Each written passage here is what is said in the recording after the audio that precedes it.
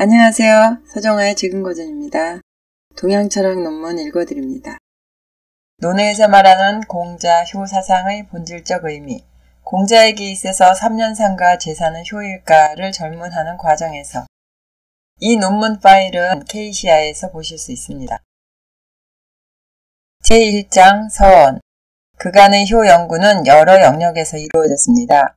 유가, 묵가, 도가 등 제가에서의 사상적 분야 및 불교의 교리적 분야, 경서연구 분야, 효치라고 하는 정치 역사 영역에서의 분야, 우리나라 조선시대에 전개되었던 유학적 전통사상에 입각한 분야, 가족주의, 공공윤리 또는 이른바 계승 발전시켜야 할 전통윤리 문화로서의 분야, 그리고 현재 효 사상에서 가장 중요한 영역으로 인식되는 인성교육 분야 등등 실로 다양합니다.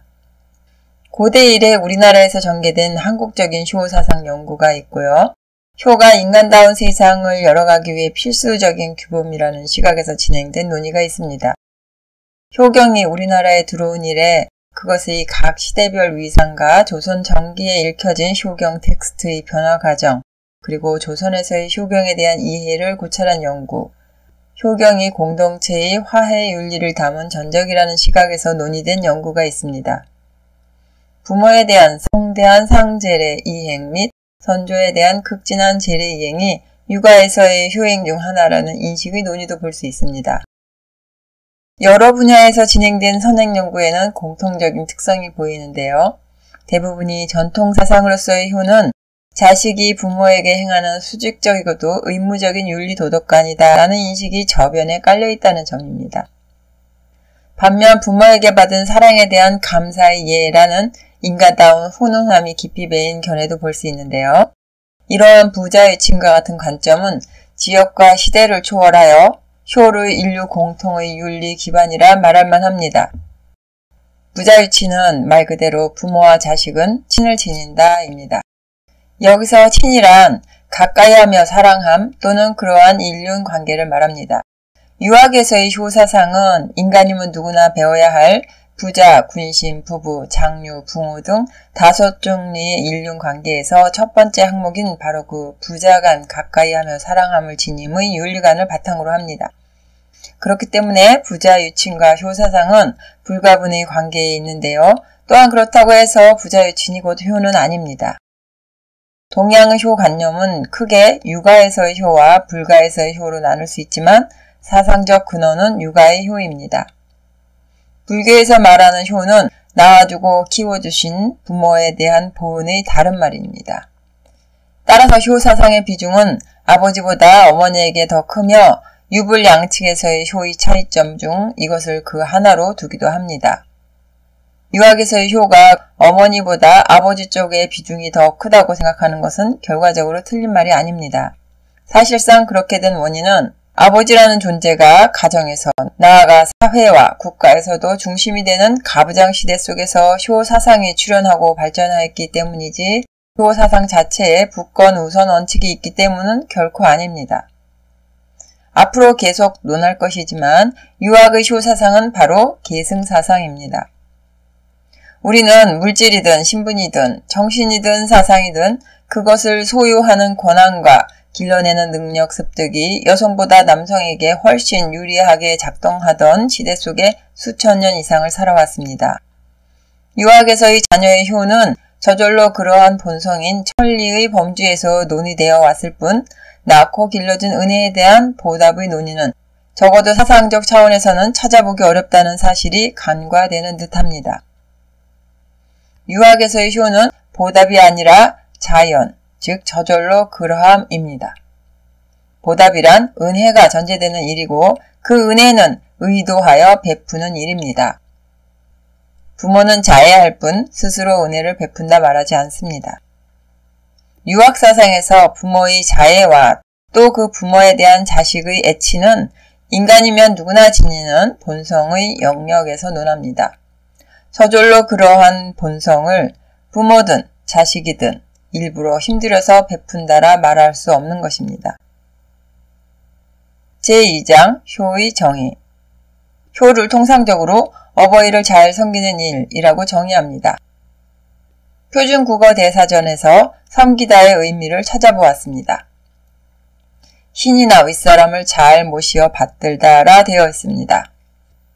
그렇다면 효는 어버이 대하기를 신을 잘 받들어 모시듯이 함이 됩니다. 통상적으로 인식하는 자식의 효를 좀 더 부연하면 다음과 같습니다.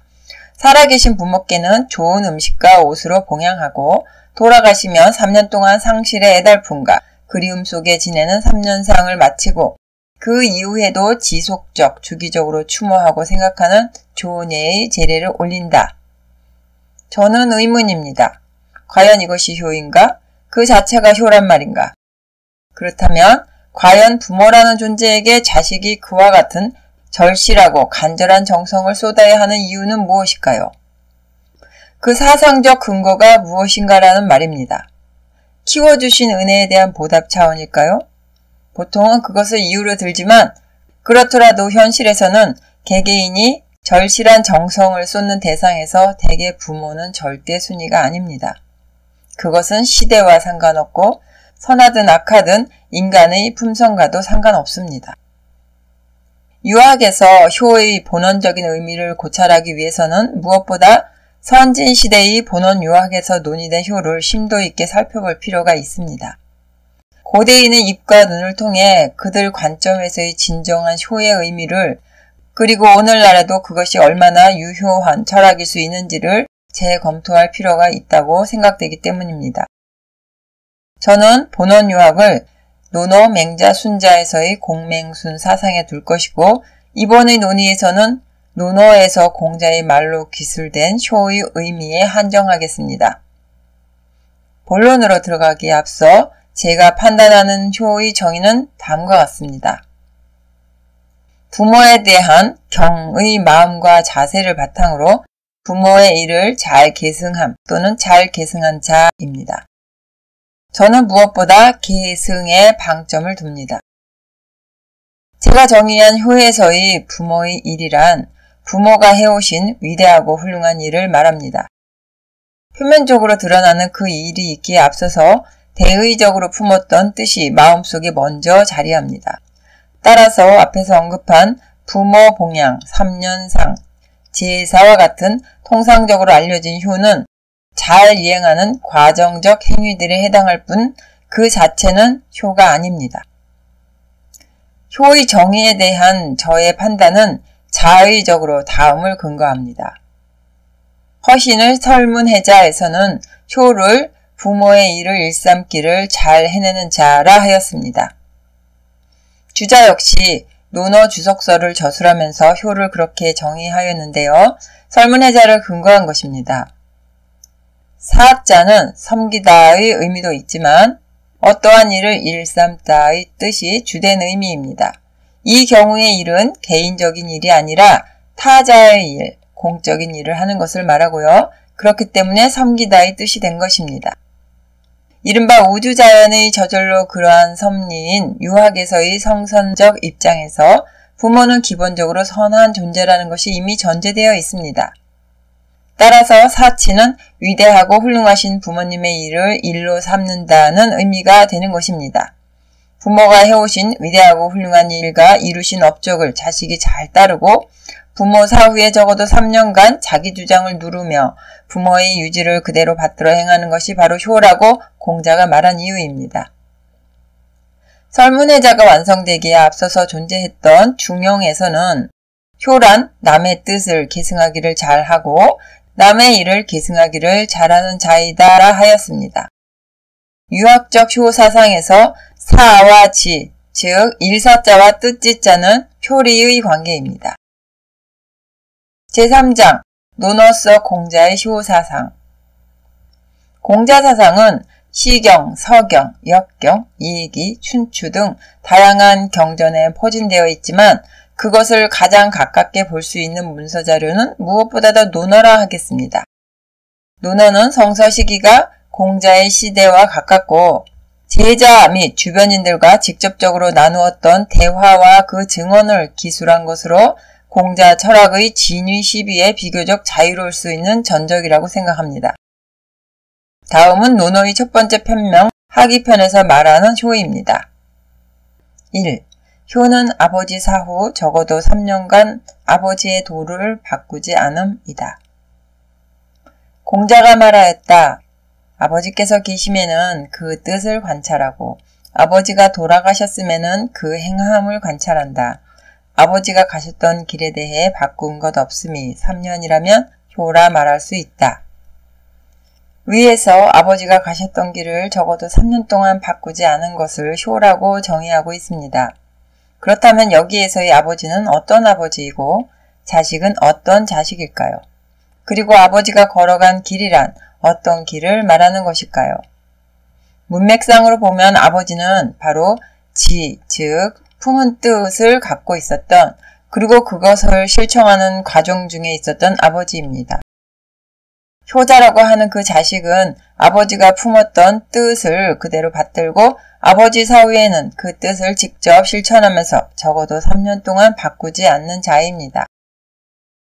뜻짓자를 장제는 공적으로 품은 뜻이라 하였고 주희는 거기에 더해서 마음이 가는 것이라 정의하였습니다. 논어에서의 공자의 말 중에서 지자가 사용된 사례를 살펴보면 다음과 같습니다. 배음의 뜻을 둔다 위정편, 인의 뜻을 둔다 이인편, 도의 뜻을 둔다 이인편 수리편, 지사는 남에게 인으로서 한다 위룡공편, 삼군에서 장수를 빼앗을 수 있어도 필부에게서 뜻을 빼앗을 수 없다 자한편, 내가 품은 뜻은 노인을 안정시켜주고 부모들을 믿었게 해주며 젊은이를 품어주는 것이다. 공야장편, 이상의 언급들에서 장제가 어째서 지를 공적인 뜻이라 설명하였는지 알 수 있겠습니다. 즉 효자가 바꾸지 않은 아버지의 뜻이란 마음에서 금방 생겨나는 지극히 개인적인 뜻을 말함이 아니라 대외적으로, 공식적으로 또는 대의적으로 어떠한 목표를 두고 향해 걸어가는 결의 뜻을 말하는 것입니다. 그렇다면 과연 그 뜻은 모두 선한 것일까요? 인간의 본성이 선하다는 성선설은 맹자는 물론 성리학에서의 기본적인 인성관이자 세계관입니다. 따라서 아버지의 품은 뜻은 선하다는 기본 전제가 깔려 있습니다. 그러나 한편 주자는 만일 그것이 불선하다 해도 아버지 사후 3년간만큼이라도 이 일을 논하지 않아야 한다는 견해를 보여주었습니다. 주자 이전의 담론으로서 다음은 황간의 주석글입니다. 이른바 혹자의 의혹으로 대화를 진행하고 있습니다. 혹자가 다음과 같이 물었다. 만약 아버지의 정령이 선하였다면 고치지 않는 것이 옳겠으나 만약 아버지의 정령이 악하였다면 악의 교화가 하민들을 상하게 했을 터인데 어찌 고치지 않는 것이 옳겠습니까? 다음과 같이 대답하겠다. 아버지 정령의 선악은 본래 논하지 않고 효자의 마음을 스스로 논할 따름이다. 만약 인군의 풍교와 정령이 악했다면 총재가 스스로 정치를 행하였을 것이고 만약 경대부의 마음이 악했다면 그의 가상과 읍제가 스스로 섬기는 일을 행하였을 것이니 효자를 관련시킬 것이 없다. 이어서 주자의 생각은 그의 사서 집주에 잘 나타나 있습니다. 본인의 생각과 윤돈 및 유작의 주장을 함께 인용하여 삽입하고 있습니다. 3년 동안 아버지의 도를 고친 것 없음을 반드시 잘 해냈어야지 효인지를 알게 된다. 그러하지 못했다면 자식이 행한 것이 비록 선하더라도 효라 이룰 수 없다. 윤돈이 말했다. 바로 그 도라면, 정도라면 비록 종신토록 고치지 않아야 옳겠으나 만일 그것이 진정한 도가 아니라면 어찌 3년씩이나 기다리겠는가마는 그렇다면 3년 동안 고치지 않았던 것은 효자의 마음에 차마 하지 못한 바가 있었기 때문이다. 유작이 말했다. 3년 동안 고치지 않음은 다만 마땅히 고쳐야 하지만 아직은 고치지 않아도 괜찮은 상태에 있음을 말했을 뿐이다. 아버지가 가셨던 길의 정도 비도에 대한 가정을 두고 있으면서도 3년간 유지할지에 대해 사실상 분명하게 짚고 넘어가지 않은 모습입니다. 주자학이 인간 본성의 선악 문제에 깊이 천착한 것에 비해 이런 문제는 그다지 분명한 기준을 제시하지 않은 듯하며 다소 애매한 모호성을 남기고 있습니다. 아버지의 도, 나아가 정령의 선악 문제는 현실에서는 간단하게 처리할 수 있는 문제가 아닙니다. 특히 그 부자의 정치적, 사회적 위치가 높을수록 더욱 그러합니다.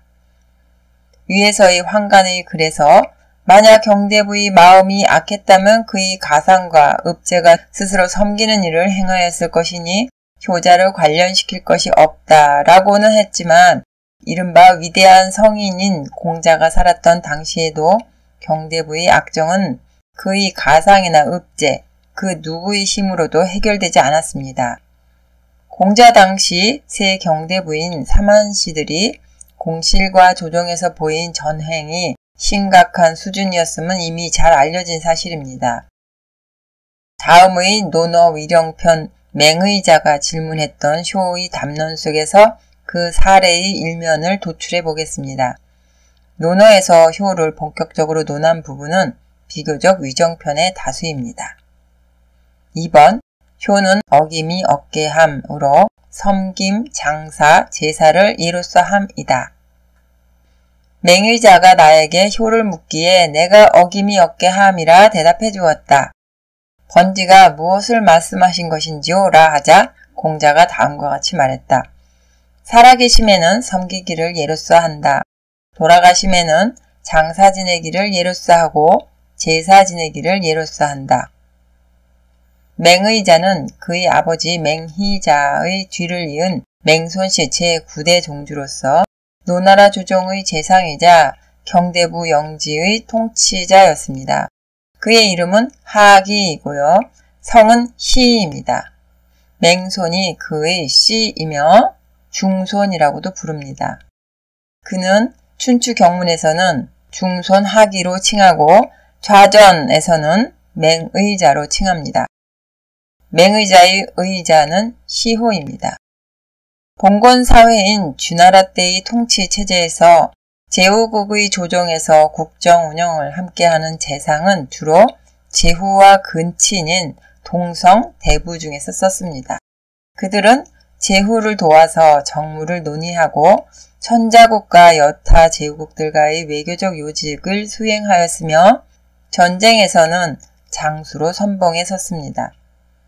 제후가 공위에 오르거나 그 지위와 권위를 유지하는 데에 있어서 국내적으로는 동성대부의 직접적인 추대와 도움 없이 어려운 일입니다.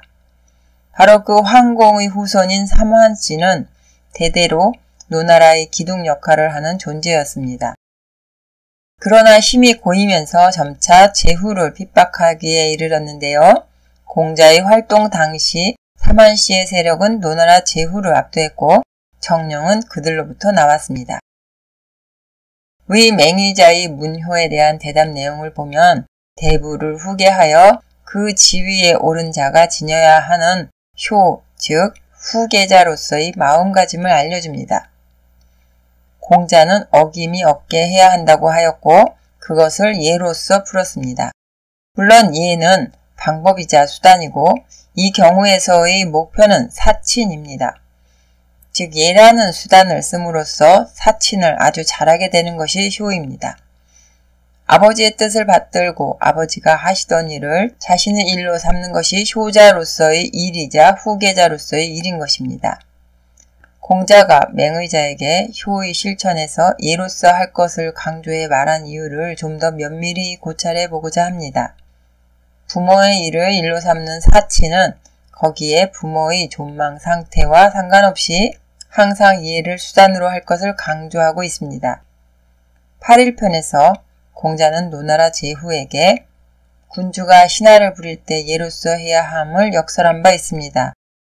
이는 각 직분과 상황에 부합하는 의례로 매사에 임해야 함을 말한 것으로 오늘날의 언어로 말한다면 모든 일을 사심없이 그때그때의 무원칙적 마음 변화에 따르지 않고 반드시 원칙과 제도에 따라 임해야 한다는 의미입니다. 따라서 효를 어김이 없게 하는 것이라 대답한 것은 또 섬기기를 예로써 하는 것이라 부연한 것은 바로 사친의 일을 하더라도 사심 없는 대의적 원칙에 따라 행하지 않는 경우는 진정한 사칭과 효의 영역이 아니라는 간접적인 항변인 것입니다. 공자가 맹의자에게 그처럼 예로서 할 것을 역설한 것은 맹의자를 포함한 사만시들의 무원칙적 전횡을 우회적으로 논박한 것이기도 합니다. 이어서 다음 글을 살펴보겠습니다. 3번 효는 질이 없게 함이다. 맹무백이 효를 물으니 공자가 부모는 오직 그 질을 근심한다라 하였다.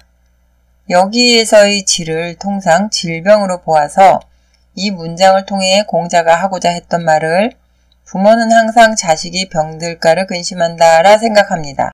그러한 견해는 후한대 마용에까지 거슬러 올라가는데요. 하하는 그의 말을 인용해 다음과 같이 설명하였습니다. 효자는 망명대의 비행을 하지 않으니 오직 질병이 있고 난 연후에 부모로 하여금 근심하시게 함을 말한 것이다. 형병은 맹무백이 공자께 효를 하는 도를 질문하자 공자가 다음과 같이 대답해 주었다. 자식이 부모를 섬김에 오직 그가 질병이 있고 난 연후에 부모로 하여금 그를 근심하시게 만들 수 있다. 질병 외에 법의 어긋남을 망령되이 자행해서 부모에게 근심을 끼칠 수 없다라 하였습니다. 주자의 해석 역시 마찬가지입니다. 부모는 자식을 아끼는 마음이 이르지 못할 곳이 없으니 혹시라도 자식에게 질병이 있을까를 항상 근심할 뿐임을 말한 것이다. 자식은 이 점을 체득하고 부모의 마음으로 자신의 마음을 삼는다면 보통은 그로써 자기 몸을 지키는 것을 스스로가 삼가지 않을 수 없게 될 것이니 이로써 효라 이를 말하지 않겠는가. 옛말에 자식이 부모로 하여금 불의함에 빠짐으로써 근심하게 만들지 않고 오직 그 질, 즉 질병만을 근심하시게 만들 수 있어야 바로 효라 이룰 수 있다라는 건 역시 통하는 말이다. 맹무백의 효에 대한 질문에서 공자가 말해준 의미에 대해 저는 밑글 마용일의 해석과 다르게 판단합니다. 맹무백은 맹의자의 사자로, 즉 후계자로 그 역시 맹손씨의 제10대 종주가 된 노나라 대부입니다. 무를 시호로 썼다는 것은 그의 호기로움을 보여주는 것입니다. 고대 시호를 정하는 원칙을 참고할 수 있는 것이 있는데요. 일주서 시법해 편입니다. 시란 행위의 발자취이고 호란 공로의 표출이며 그렇기 때문에 위대한 행위는 위대한 이름을 받고 세소한 행위는 세소한 이름을 받는다. 행위는 자기에게서 나오지만 이름은 남에게서 생겨난다. 강직하고 굳세어 다스림이 곧으면 무라 한다. 위엄 있고 굳세며 슬기롭고 덕이 있으면 무라 한다. 재난과 전란을 극복하고 안정시키면 무라 한다. 하민을 형벌로 다스리고 복종시키기를 잘 이루어내면 무라 한다. 병무에서의 뜻을 자만하듯 크게 뻗고 극한에까지 이르는 경우가 많으면 무라 한다. 이렇듯 무가 시호로 쓰이는 경우 5가지를 열거하였는데요. 백호통의와 체중랑집은 강직하여 다스림이 곧음 및 재난과 전란을 안정시킴으로 각각 하나로 통일해서 서술하고 있습니다. 무를 시호로 받는 경우들 그 어디에도 질병을 걱정할 만큼 몸이 약한 사람에게 해당할 수 있는 여지는 없어 보입니다. 일단 무시호를 받을 수 있으려면 정신적으로는 용맹하고 육체적으로는 강인한 경우입니다. 더 나아가 심한 경우 하민을 형벌로 다스리고 복종시키기를 능하게 잘한 사람, 병무에서의 뜻에 자만해서 종종 극한에 이른 사람 등이 언급되었는데요. 이것들은 질의 성정에 가깝습니다. 질에는 문제가 중첩되어 질병으로 가는 병자의 의미도 있지만 어지럽게 빠름, 조급함, 빨리 달림, 빠름, 경박하며 빠름, 용맹하고 사나움. 이것들이 질자의 본원적 의미이자 특성입니다. 물론 맹무백이 공자에게 귀 기울인 사람이니만큼 질의 부정적 성정이 쉽사리 드러난 사람은 아니었을 것입니다.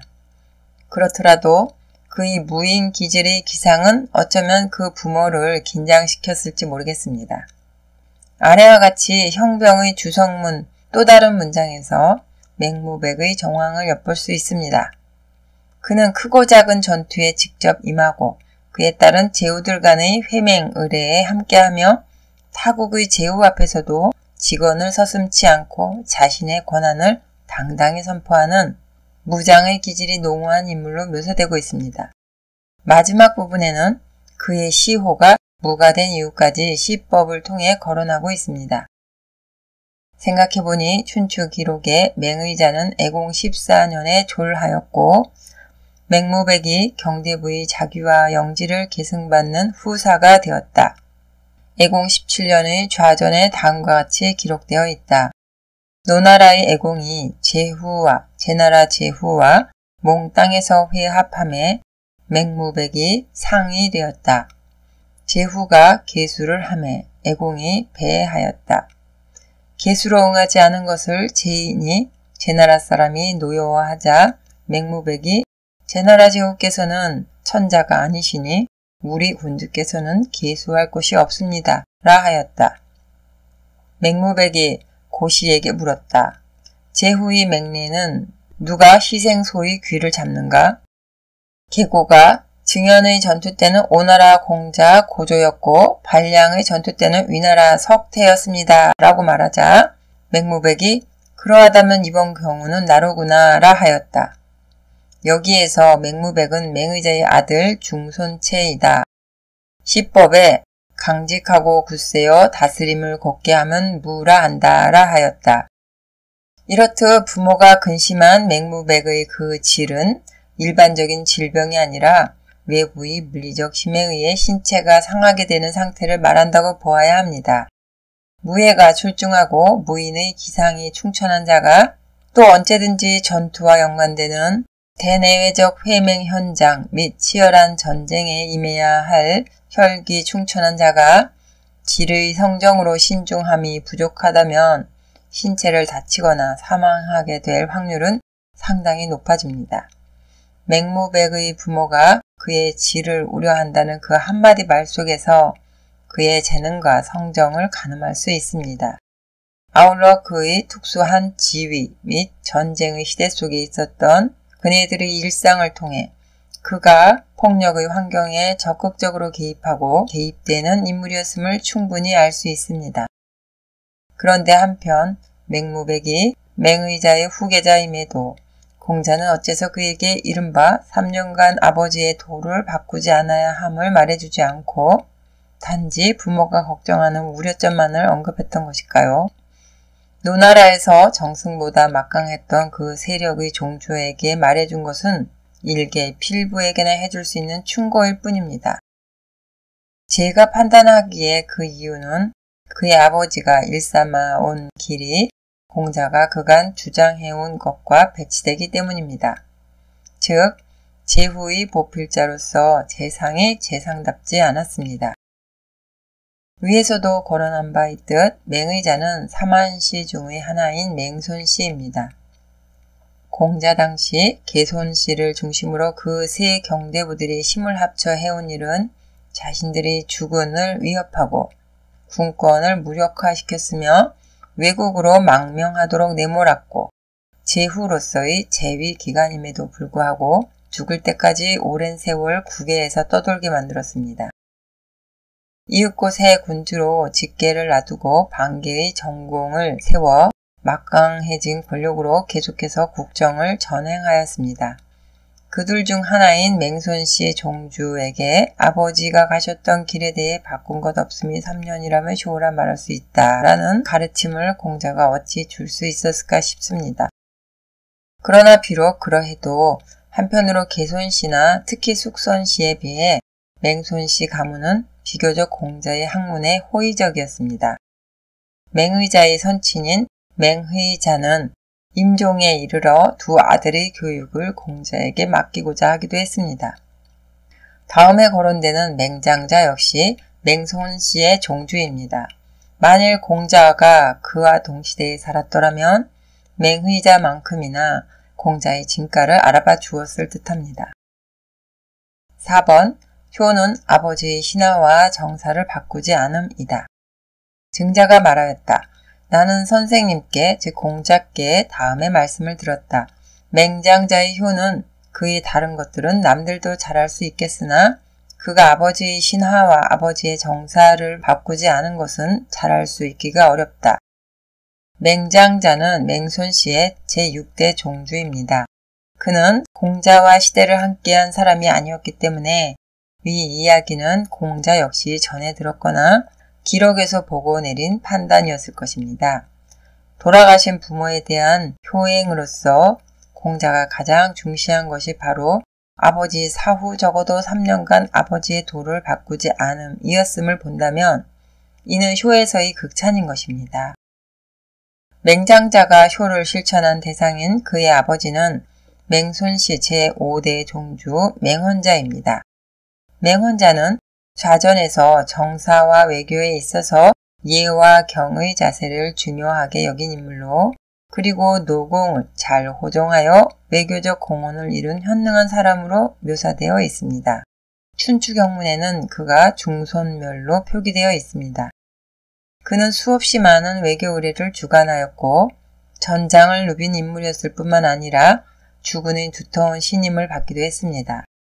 이 당시에는 사만시에 의한 참남함이 아직 본격적으로 펼쳐지지 않았었습니다. 맹헌자는 오히려 주군을 공경으로 섬겨서 노나라의 정치 외교적 굳건함을 향상시켰던 인물이었습니다. 논어주서에서 하하는 마융이 양암 중에 있을 때, 즉 거상 중에 있을 때 아버지의 신하 및 아버지의 정사가 비록 불선함이 있었다 해도 차마 고치지 않은 것을 말한 것이다 라 한 것을 그대로 인용하였습니다. 그런데 부친이 죽은 이듬해 맹장자는 거나라와 향 지역에서 거나라 사람과 회맹 의례를 주관하였다는 기록이 있습니다. 이로 보아 그는 당시 노나라 조정의 막중한 임무를 지닌 경대부로서의 정치 외교적 활동을 하고 있었고 아울러 유학에서 말하는 양암 3년 중에 있었다고 볼 수 없습니다. 또한 아버지의 신하 및 아버지의 정사에 비록 불선함이 있었다 해도 라고 한 것은 주석자의 판단일 뿐입니다. 맹자에도 맹헌자의 이야기가 나옵니다. 그가 백승지가 즉 지체 높고 부유한 대부임에도 불구하고 벗하는 도리를 잘 수행해서 나이, 지위, 고하, 형제 여부 등등을 따지지 않고 덕으로서 함께한 훌륭한 벗 5을 두었다는 말이 있습니다. 주자가 맹헌자는 현덕함을 지녔으니 맹장자는 능히 그 아버지의 신하를 임용할 수 있었고 그 아버지의 정사를 고수할 수 있었다. 그러므로 그의 다른 효행들이 비록 칭찬할 만함이 있더라도 모두 이 일의 어려움과는 같지 않다라고 한 것이 마융의 해석보다 좀 더 현실적이고 실제에서 벗어나지 않은 판단이라고 생각합니다. 아버지의 신하와 아버지의 정사를 바꾸지 않은 것으로 공자로부터 훌륭한 효의 모범으로 극찬받았다는 바로 그 맹장자 본인은 어떤 인물이었을까요? 사실상 춘추 및 좌전에 그와 관련된 특기할 만한 기록은 없습니다. 그가 맹손씨 종주에 오른 후 4년 만에 사망했기 때문에 그의 재위 기간의 기록이 많을 것이라 기대하기는 어려울 듯합니다. 맹장자의 인품을 알 수 있는 기록은 증자가 스승님께 들었다는 그 이야기뿐입니다. 다음은 공자의 제자 자유가 효를 질문한 것에 대한 공자의 대답입니다. 5번 효는 능량보다 경이다. 오늘날의 효라는 것, 그것을 능량, 즉 잘 공양함, 잘 먹여 살림이라 말들 한다. 개나 말에서도 모두 능량함이 있는데 엄숙함으로써 하지 않음에서는 무엇을 가지고 구별할까? 이 글의 질문자 자유의 이름은 언언입니다. 그는 공문시철 중 한 사람으로 무성의 읍제로 있으면서 읍인들을 예학으로 교화하여 작은 읍에서나마 공자의 가르침을 실제 정치 현장에서 펼친 인물입니다. 윗글 원문의 경자를 저는 공경이 함이 아니라 엄숙히 함으로 번역하였습니다. 오늘날의 공경과 고대 그것의 본의는 완전히 부합되지 않습니다. 경을 엄숙히 함이라 할 수 있는 것은 1차적으로 설문해자의 숙, 엄숙할 숙자라 한 것에 근거한 것입니다. 나아가 동한말의 유희의 성명에서는 경을 경계함이라 해석하였고 좀 더 부연해서 항자숙경, 즉 언제나 스스로를 엄숙히 하면서 경계시킴이라 하였습니다. 이에 따르면 경은 상시 긴장 상태를 유지하는 몸과 마음의 자세를 말하는 것이고 오늘날의 공손히 받들어 모신다는 공경의 의미와는 거리가 있는 것입니다. 맹자는 경의 정의를 진선패사, 즉 선함을 펼치고 삿됨을 닫아버림이라 논한 바 있습니다. 주자는 그것을 주일무적, 즉 하나에 전념하여 마음이 다른 데로 가지 않게 함이라 하기도 했습니다. 이처럼 주일무적은 정주학에서 마음 수양의 수단으로 쓰이는 용어이지만 사실상 맹자가 말한 진선패사는 그 대상이 자신이 섬기는 군주입니다. 경자에 대한 공자의 생각을 논어에서 살펴보겠습니다. 하기편에서는 천승의 나라, 즉 제후국을 이끌 때에는 일을 경하게 하면서 말을 미덥게 하고 사용을 전략하고 사람을 아끼며 하민을 부림에 때에 맞게 한다 라고 하여 경을 제후가 자신의 일에 임할 때에 취해야 하는 몸과 마음의 자세로 설명하고 있습니다. 8일편에서는 윗자리에 있으면서 관대히 하지 못하고 예를 행함에 경하지 못하며 초상에 임해서는 마음 아파하지 못한다면 내가 어떻게 그를 관찰하겠는가 라고 하여 경을 윗자리에 있는 자가 예를 행할 때의 자세로 말하고 있습니다.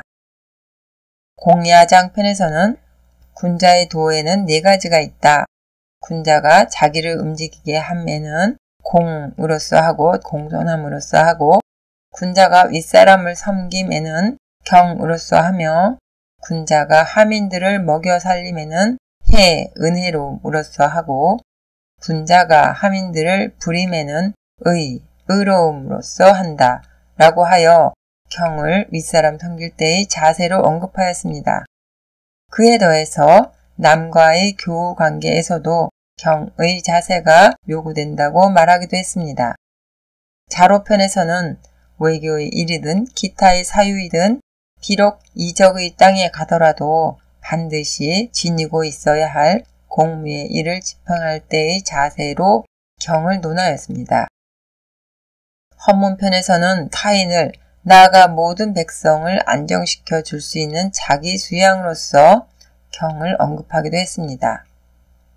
경의 자세가 요구되는 것들은 위에서 살펴본 바와 같이 제후가 자신의 공적인 일에 임하거나 아랫사람이 제후의 그 일을 실무적으로 행하거나 국정에서 거행하는 예를 행하거나 국외에 있으면서 공무의 일을 집행할 때 등에서였음을 볼 수 있었습니다. 여기에서 효행에서 요구된다는 경의 자세가 어떠한 상황에서 언급된 것인지 가늠할 수 있으며 그것을 통해 큰 일을 하는 사람이 아닌 일반 보통 사람들이 지닐 수 있는 효사상에 대해 되돌아보아 살필 수 있을 듯합니다. 그것은 이미 귀족이 아닌 또 경우에 따라 사의 신분이 아닌 일개 초야에 묻혀 지내기도 했던 조선의 유학자들이 어쩌면 우리에게 이미 보여주었는지도 모르겠습니다. 결어, 효의 현대적 이해를 모색하며 고대 유학에서의 효에 대한 담론은 주로 지배계층을 중심으로 언급된 것이었습니다. 자식이 부모에게 효를 다함은 부모의 지위 또는 신분과 봉토 그리고 부모가 일구어온 업적을 현능함으로 잘 계승해서 받들고 그로써 부모의 이름이 드높여지게 하는 것이었습니다. 살아계셔서는 능량하고 돌아가신 후 3년간 상실의 아픔 속에 지내며 그 후로도 지속적으로 추모의 마음을 갖는 것은 효의 과정에서 자연스럽게 부속되어 따라오는 일들이었습니다. 성리학, 적어도 조선 유학에서의 효에는 비록 계승해줄 신분이나 영지는 갖고 있지 않았더라도 그들이 자손에게 물려준 유산은 큰 것이었습니다. 조선의 성리학자는 벼슬에 나아가든 초야에 있든 충심과 공경의 대상을 임금에게만 둔 것이 아니라 자기 자신에게까지 넓혀서 심성을 수향해 나갔습니다. 그들은 도와 덕을 지키고 더욱 단련시켜서 그것을 가문의 정신으로 삼아 자손에게 유산으로 물려주었습니다. 바로 그것을 잘 받들어 따르는 자식이 효자의 길을 가는 것이고 그것이 바로 효도인 것입니다. 유학에서의 도는 인간으로서 인간이 가야 하는 길인 인도, 인간의 도입니다. 인간이 본연으로 지니고 있었던 강건하고 순연한 천도, 즉 하늘의 도를 되찾아 그 천도와 같아지고자 하는 끊임없는 수양의 길이 바로 인간의 도입니다. 덕은 개개인의 고유하고 선한 특성으로 부모다움, 자식다움, 스승다움, 제자다움, 지도자다움, 보필자다움 등등 개별적, 상대적 위치에 따른 품덕을 말합니다. 조선의 성리학자는 바로 이 도덕을 사소한 방심으로 놓쳐버리지 않도록 끊임없이 수양하였고 그것을 자녀들에게 물려주고자 하였습니다. 그것을 제대로 물려받아 잘 계승한 자식이 효자인 것입니다. 이와 같은 진정한 학자들이 관직에 나아가면 비리가 있을 수 없고 제야에 있으면 그 지역의 몽매한 백성들을 교화시켰습니다. 국가 사회가 공정성과 투명성을 잃으면 그런 부류들은 설 자리를 잃고 가치가 왜곡되며 이윽고 그런 부모를 따르고자 하는 자손은 줄어들게 됩니다. 효사상은 오늘날의 우리에게도 시사하는 바가 큽니다. 이른바 하늘을 우러러 한 점 부끄럼 없는 도와 덕을 지닌 한 개인으로서 자녀들에게 물려줄 풍족한 재산과 특권이 없더라도 자신이 수양해온 도덕성을 자손들에게 훈육시키고 체화시켜서 한 사회의 청렴한 인재로 성장시키는 것이 성리학에 천착했던 유학자들이 효자를 길러낸 길이었습니다. 오늘날에도 유효한 그러한 도덕적 가치는 시대를 초월하는 큰 자산입니다.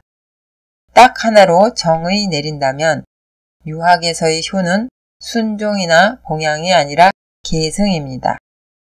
그러하니 비유하자면 효를 배우는 어린 자식들보다 계승거리를 만들어 주어야 하는 젊은 부모가 효에 있어서는 할 일이 훨씬 많습니다.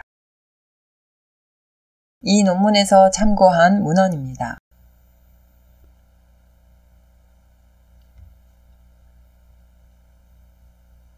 이상의 논문을 요약하면 이렇습니다. 효의 정의는 부모에 대한 엄숙하고 집중된 마음을 바탕으로 부모가 일삼아 왔던 훌륭한 일을 잘 계승함 또는 계승한 자이다. 부모 봉양, 3년의 상례, 종신의 제사는 효를 잘 이행하는 방법 및 그 과정적 행위 중 하나일 뿐입니다. 논어 속에서 공자의 입을 통해 거론된 효에 대해 살펴보았습니다. 하나, 효는 아버지 사후 적어도 3년간 아버지가 대의적인 뜻을 품고 해오신 아버지의 도를 바꾸지 않는 것입니다. 둘, 효는 어김이 없게 함으로 섬김, 장사, 제사를 예로써 하는 것입니다. 이것은 공자가 노나라의 차순위 권력 가문 맹손씨의 종주인 맹의자에게 말해주고자 했던 것으로 모든 일에 사심을 두지 않고 원칙과 제도에 따라 임해야 진정한 계승자라 할 수 있다는 의미입니다. 셋, 효는 위험을 무릅쓰듯 하는 지나치게 과감한 행동을 절제하는 것이다. 이 말은 맹의자의 후계자인 맹무백이 효를 질문한 것에 대한 대답이었습니다. 공자가 그의 지위에 걸맞지 않은 이와 같은 말을 해준 배경에는 자신이 보필해야 했을 주군을 오히려 핍박했던 아버지의 행적을 맹무백에게 그대로 잘 따르라고 말해줄 수 없었기 때문이었습니다. 넷, 효는 아버지의 신하와 아버지가 바로잡아놓은 업적을 바꾸지 않는 것입니다. 이 경우는 맹장자가 실제로 그 선친인 맹헌자를 대상으로 실천했던 효행이었습니다. 역사서에서 맹헌자는 자신의 주군인 노나라 제후에게 충심을 다하고 나라의 훌륭한 업적을 이룬 현인으로 기록되어 있습니다. 5. 진정한 효는 부모를 잘 공양함이 아니라 부모를 섬김에 엄숙히 집중하는 것입니다. 이상 마치겠습니다. 감사합니다.